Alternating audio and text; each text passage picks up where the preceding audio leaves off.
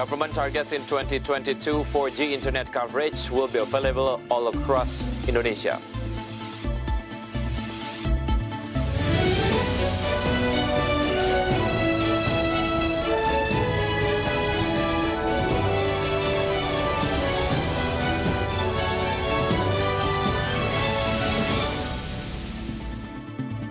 Good afternoon, viewers in Indonesia and Singapore. Market Headlines is ready to provide you a number of informations from the business, economic, and capital market sectors.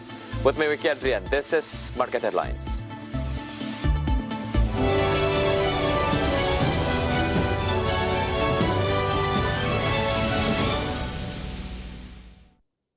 The Ministry of Public Works and Public Housing is ready to carry out the auction for 9 toll roads with a total length of 350 kilometers and total investment reach 142.51 trillion rupiah by the end of 2020. The Ministry of Public Works and Public Housing is ready to carry out the auction for 9 toll roads with a total length of 350 kilometers and total investment reach 142.51 trillion rupiah by the end of 2020. The auction is conducted for the continuity of infrastructure development in the road sector in order to improve connectivity between regions. In addition, it is also intended to connect production areas with distribution areas to create jobs and to accelerate added value to the people's economy. Minister of Public Works and Public Housing Basuki Hadimulyono said that the construction of toll roads has an important role as a backbone in interregional connectivity and efficiency of logistic costs in Indonesia. Therefore, accelerating the implementation of the auction is very important in supporting the development of connectivity and accessibility between regions in Indonesia. From all sources, for IDX Channel.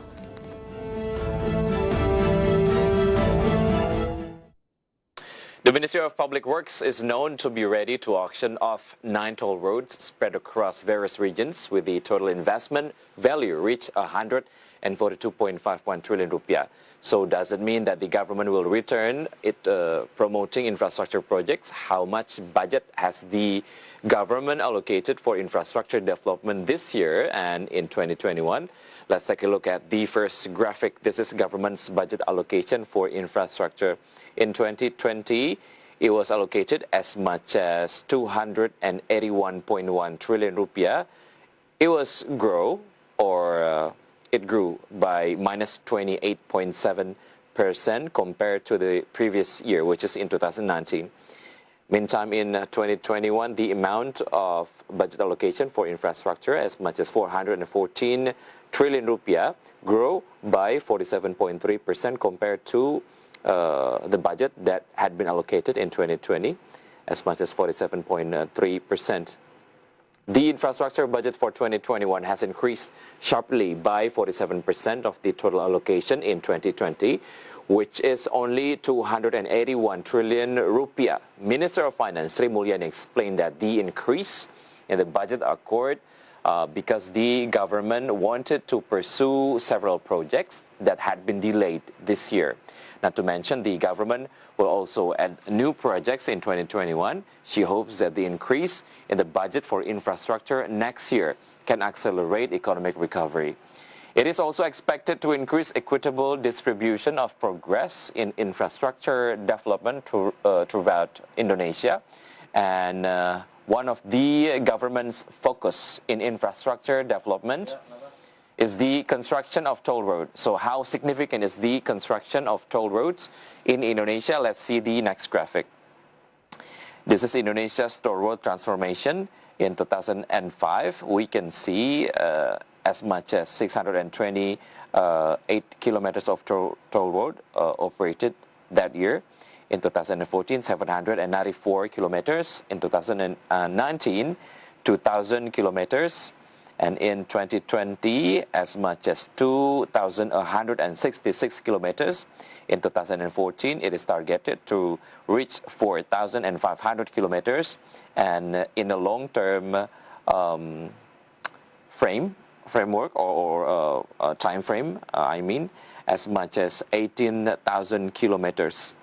And during the 2015 to 2019 period, the total number of toll roads that have been operating is 1,400 kilometers. Meanwhile, until October 30th, 2020, the government recorded that the number of toll roads operating in Indonesia reached 2,300 kilometers. Then, for the next 5 years, the Ministry of Public Works is targeting the construction of 2,500 kilometers of toll road. Regarding massive toll road construction, the government stated that this is part of the efforts to encourage the availability of connectivity infrastructure in order to reduce logistic costs, improve mobility, and increase the nation's competitiveness. As I mentioned earlier, the government is ready to auction off 9 toll road projects at the end of the year. And to find out the information more clearly, let's see the next graphic. This is the toll roads in the preparation stage for 2020 auction.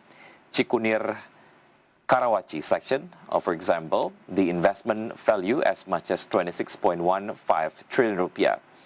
And after that, we have Kamal Teluk Nagar Rajek with the length of it, 40 kilometers, with the investment value as much as 23.16 trillion rupiah. And the list goes on. In Sentul Selatan and Karawang, the investment value as much as 15.2 trillion rupiah. And Gilimanuk Mangwi as much as 19.71 trillion rupiah. And the government calls the auction is conducted for the continuity of infrastructure development in order to improve connectivity between regions. In addition, it also aims to complement the ministry's project auction, where previously the Ministry of Public Works had finished auctioning the Solo Kulon Progo toll road section with an investment value of 28.58 trillion rupiah. And Yogyakarta Bawen section with total investment hit 14.2 trillion rupiah. So regarding the ministry's 9 toll road auction, what companies are involved in the project? The information is in the next graphic. This is cash and cash equivalent position of infrastructure companies. For example, Jasa Marga 5.04 trillion rupiah, Adikarya 2.04 trillion rupiah, Waskita Karya 1.19 trillion rupiah, Alam Sutra Realty 963 billion rupiah, and we have Surya Semesta Internusa 819 billion rupiah, Nusantara Infrastructure 452 billion rupiah, and Exat Indonesia 93 billion rupiah. The number of initiatives carried out by the corporation is a strong signal that the toll road business has strategic value for the company. For example, Nusantara Infrastructure together with Exat Indonesia and Adikarya initiated the Jakarta Outer Ring Road Elevated Toll Road worth 20 trillion rupiah. The toll road business is considered promising and capable of guaranteeing long-term revenue for the company, although at the same time, the capital required for toll road projects is quite large. And that is why the cash position of infrastructure companies and funding from external parties are so important in toll road development projects. And hopefully this is a positive momentum for Indonesia infrastructure development, and in the end will deliver a positive impact to the national economy. Stay tuned because we'll be right back after the break.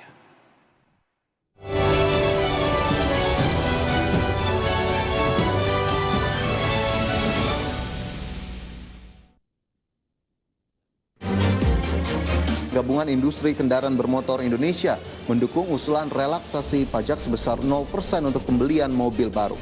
Angka-angka penjualan kendaraan bermotor sangat terpuruk.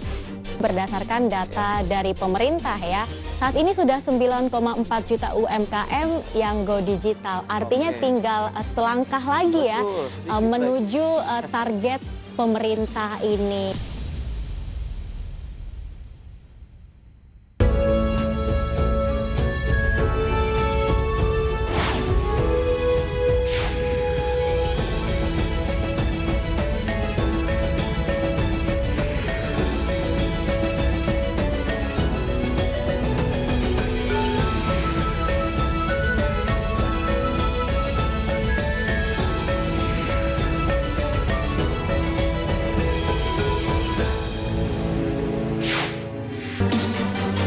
Senang sekali saya David San Oval dan dapat hadir menemani Anda dalam program spesial dialog webinar on TV. Setiap minggunya kita akan membahas tema-tema yang sangat menarik. Apa kabar ibu-ibu sekalian? Alhamdulillah baik. Salah satu ambisi daripada Kementerian Koperasi dan UMKM bersama Spesco adalah koperasi keren, baru, digital, gitu kan, yang kita bisa IT.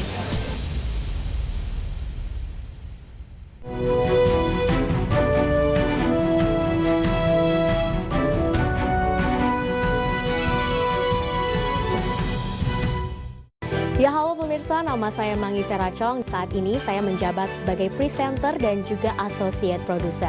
Saat ini saya membawakan program IDX Session Closing, di mana di program tersebut saya menganalisa isu-isu ekonomi yang menarik, baik dari luar negeri maupun juga dari dalam negeri.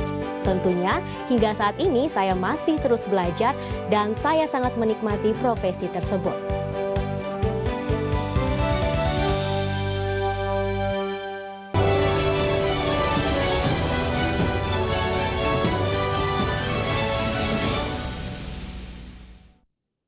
Welcome back. Ministry of Communication and Information Technology is optimistic by 2022 4G internet coverage will be available all across Indonesia.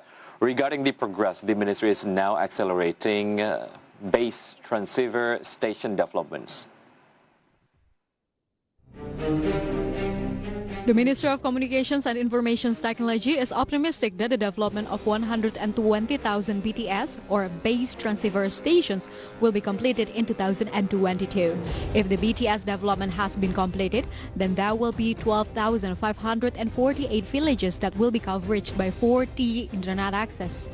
Ministry Secretary General Ismail explained that other than pursuing the accelerations of the development of a BTS, the government will also launch Satria multifunction satellite to provide as many as 150,000 public access points in 2023. Perluasan pembangunan infrastruktur telekomunikasi yang bertujuan untuk menjamin pemenuhan kebutuhan konektivitas internet di seluruh penjuru Nusantara. Hal ini dilakukan melalui penyelesaian pembangunan Base Transceiver System atau BTS di 12.548 desa atau kelurahan yang belum terjangkau jaringan 4G. Di tahun 2022 ini akan diselesaikan seluruhnya pembangunan 12.548 BTS tersebut. Kementerian Kominfo juga merencanakan peluncuran satelit multifungsi Satria untuk menyediakan 150.000 titik layanan akses publik di tahun 2023. Ismail added that the accelerations of the BTS development is in line with President Joko Widodo's policy regarding digital transformations. There are 4 main policies that will be carried out by the ministry, namely the development of the new technology adoptions, small medium enterprises assistance, and 1,000 of new startups and premier legislations on personal data. Jakarta, Gilang Praditya for IDX Channel. Significant increase of digital economy in third quarter is recorded in central bank data. The highest increase comes from e-commerce and e-money.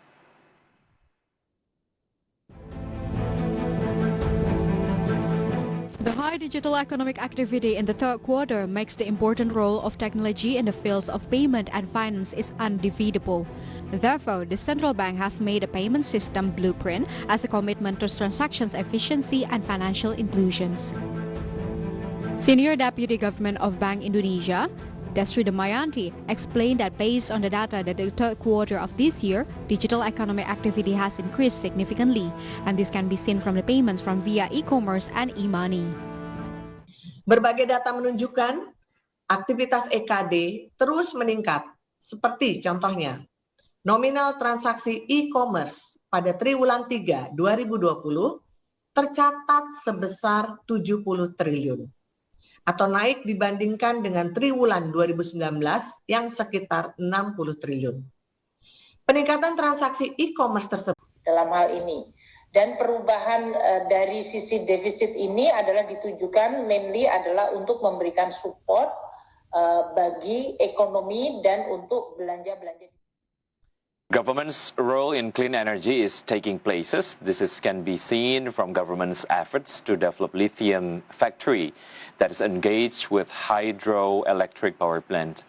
To overcome dependence on imported fuel oil and protect the environment, the government, through the Coordinating Ministry for Maritime Affairs and Investment, commits to develop new and renewable energy. The Minister Luhut Bin Sarpanjaitan stated that clean energy will be developed intensely and be prioritized. And recently, the government aims to jumpstart stalled renewable energy projects through lithium factory development that is engaged with hydroelectric power plant.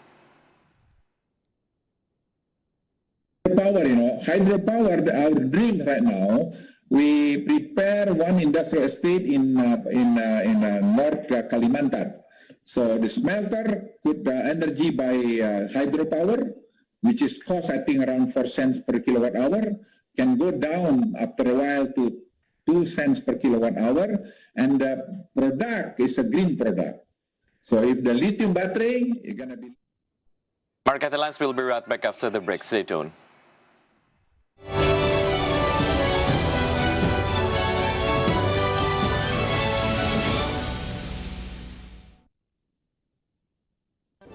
Nama saya Devisa Novel, jabatan saat ini di IDX Channel adalah sebagai produser dan sekaligus presenter program yang dibawakan saat ini dengan nama IDX Second Session Closing, terkait juga dengan kondisi capital market Indonesia dan perkembangannya dari waktu ke waktu. Dan saya sangat senang untuk belajar dan berkecimpung di berita ekonomi, khususnya di capital market. Pembahasan pasal demi pasal Omnibus Law RUU Cipta Kerja menimbulkan berbagai polemik. Nolak RUU Omnibus Law, khususnya klaster ketenaga kerjaan yang kami anggap mendegradasi hak-hak pekerja Indonesia. BPS mengumumkan terjadi deflasi di bulan September. Tapi di sisi lain, hampir seluruh sektor produktif ini mengalami pertumbuhan yang minus, maka perbankan pasti akan mengalami kesulitan untuk menyalurkan pembiayaan.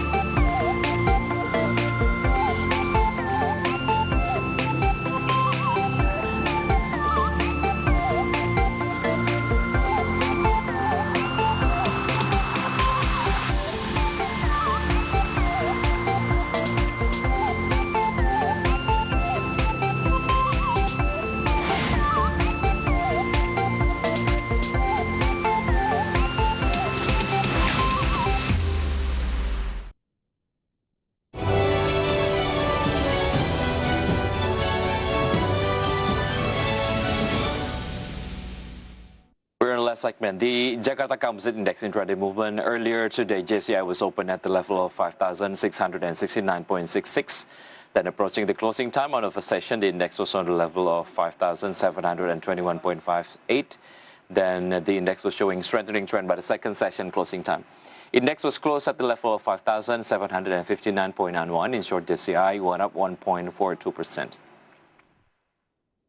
And next, we're going to see the sectoral movement leading the dynamics of today's trading. We got mining as the leader of the strengthening trend. That went up 1.94%. Manufacturing went up 1.58%. Consumer goods went up 0.9%, and construction went down 0.08%. Moving on to top gainers and top losers. And here are the key highlights from today's trading session. Telkom went up 5.79% to the level of 3,470 rupiah per share. Bank Mandiri went up 3.07% to the level of 6,725 rupiah per share. BBNI went up 4.13% to the level of 6,300 rupiah per share. And TKIM went up 7.69% to the level of 7,350 rupiah per share. And this is the top losers. We got Friend went down 4.11% to the level of 70 rupiah per share.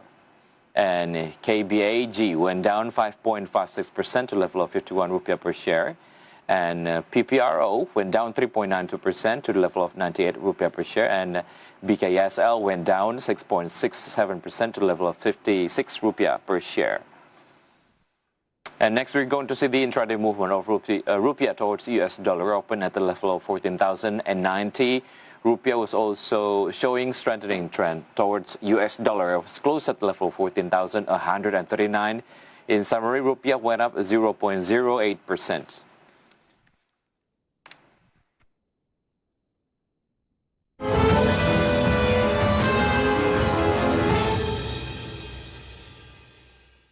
And step aside from market condition, let's move on to coronavirus coverage. Government continues to speed up COVID-19 cases testing in line with World Health Organization standard. Whereas until now, the testing ratio has reached 86.25%. The government is still speeding up the COVID-19 testing percentage according to the standards recommended by the World Health Organization. The mechanism is that the standard number of the test per area is adjusted to the population's density in it. Based on the total populations of Indonesia, which reach more than 267 million people, at least government must test 267,000 people per week. Tren jumlah testing juga sempat menurun di hari-hari tertentu, khususnya saat hari libur. Hal ini tentu sangat kami sayangkan, terlebih pandemi COVID-19 tidak mengenal hari libur. Saya meminta kepada pemerintah daerah setempat untuk memperbaiki mekanisme operasional laboratorium melalui penambahan jumlah shift laboran dengan pemberian insentif yang sepadan. Selain itu, perlu adanya pemeriksaan terkait kesesuaian jenis reagen dengan alat testing. Indonesia once recorded the highest achievement in COVID-19 testing. It once reached the highest number, and it is almost close to the standard, which was 88.6%. But the number goes fluctuative. From Jakarta, Adi Firmansyah for IDX. And here it is an update data about coronavirus globally.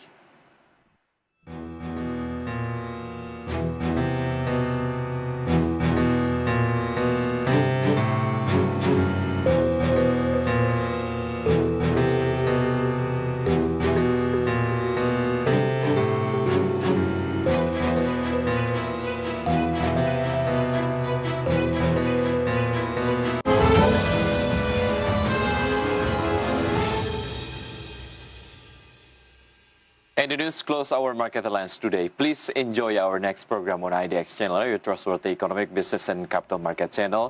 I'm Wicky Adrian. Have a nice evening and stay safe.